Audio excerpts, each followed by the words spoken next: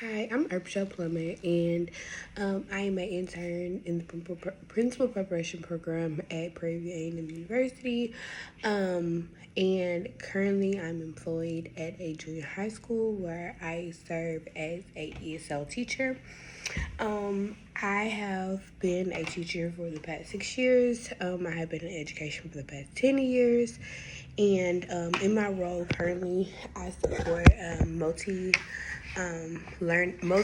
learners in developing the academic language with a strong focus in writing and competent comprehension. So prior to this, I served mostly as a special education teacher for the past 5 years, working with a very diverse group, learning all about differentiating instruction and helping to support all learners. So in terms of education, I hold a bachelor's in educational psychology from Texas A&M University. And currently I'm obtaining my master's degree.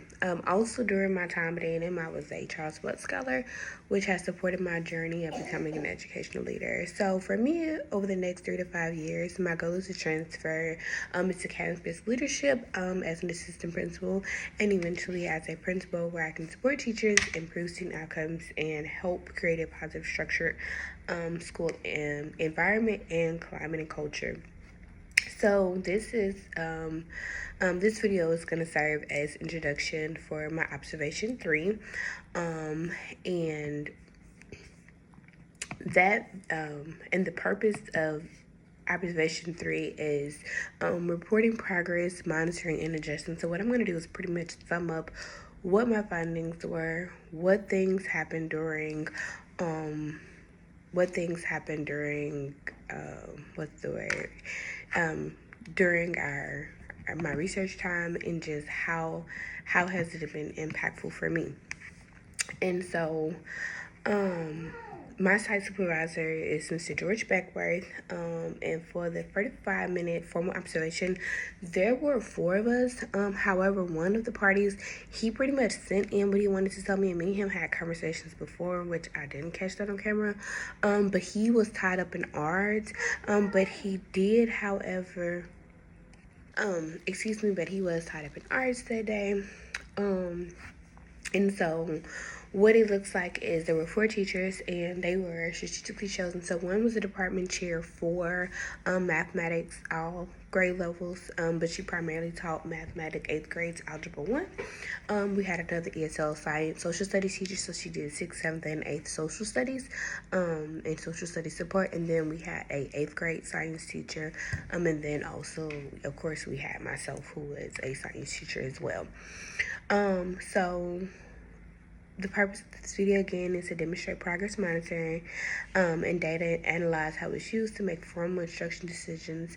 And so at our junior high, we approximately serve campus-wide. There's about 1,300 students, and for the 8th grade, we have the biggest group, and we have 491 students, and we have a very diverse group. There's about 40% of our students are Hispanic. About 30% of our students are African American. We have 30% of our students who are also white. And then with small populations of biracial, Native American, and we have also a small population of Asian Pacific Islander. So in terms of one of the things that we really looked at was how our numbers for dually served. So because my primary role is ESL, and the study was improving ESL writing across multi-subjects, so one of the biggest things is that our challenges, we learned that there were 27% of our kids were dually served in special education, and they were dually served there. So that was one of my intentions for bringing in that special education teacher, so that he could provide some of his expertise on this subject matter. And so the campus, our faculty and staff also reflect a very diverse group of educators, and most of us have about 6.5 years worth of experience, and the district is currently classified as suburban. And so going into this. I was very excited going into video 3. I was very excited just based upon my feedback, just based upon videos 1 and 2, based upon just me actually going out and inspecting what I was expecting. I seen some great things that were going to go in the classroom, so I was very excited to go and talk to them. I was very excited to see what was working, what wasn't working. I was very excited also to just be able to just analyze the data. And I knew that going in, I had paid attention to our data before when I sent out, our last survey or whatever. And I was also excited because I had been talking to our instructional coach and having her pull data and just seeing how our data have grown. And so our data grew about since the beginning of the study, since we first began to implement this.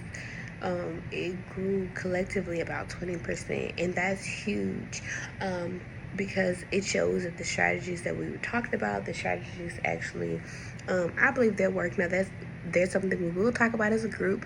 And one thing I wanted to do is I wanted to make sure for me that I remain the, not just the speaker in the group, but I wanted to remain the facilitator.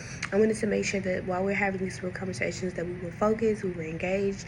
I wanted to make sure that while we were talking about the things that truly are like effective, I wanted to make sure that everybody was all in. And I was, like I said, I was very excited, and so I did. I sent out reminders. I sent out emails like, "Hey guys, we have this and we have this." And so one of the things that I also did, because we use mostly our lunchtime, I did provide lunch for my teachers because I wanted them to come in, and I wanted it to be like before. I wanted them to know, like, when we do this, like, this is more of a conversation, because when you have more of that conversation talk, it begins to open doors. So I'm really excited to see, how will it look for this meeting, because I know it has been successful in other meetings that we've had and the other observation videos. And then also, for me personally, I can tell just moving from video 1, 2, and 3, just how my introductions were for them, that I'm growing in my leadership role. And I'm just really excited just to hear the conversations, to hear what people have to say. I know it'll be great things just popping in classrooms. I'm really excited most about is that seeing how we can actually share this data, and that's something I'm going to talk about in the meeting, is that how can we take what we've learned here and share it with other teachers. And it would be nice to have a beginning of the year training. That would be my thinking. That is something that I'm going to press, even though my video is only for this, that I'm going to press, because like I told them, or one thing, that I will tell them is that, hey, one of the biggest things is that I want you to know, that this is just not for my class, that this is something I'm passionate about, and I really want to see improvement in our ESL children. And it's something that I'm hoping that it can just be not just for this group, but a training can eventually happen for multiple grade levels and even school-wide. Hey, these are the things that I know work, and things that I have actually seen to work. And so I'm very excited about what the conversation is going to sound like, what the conversation is going to look like, and exactly how we are having these conversations.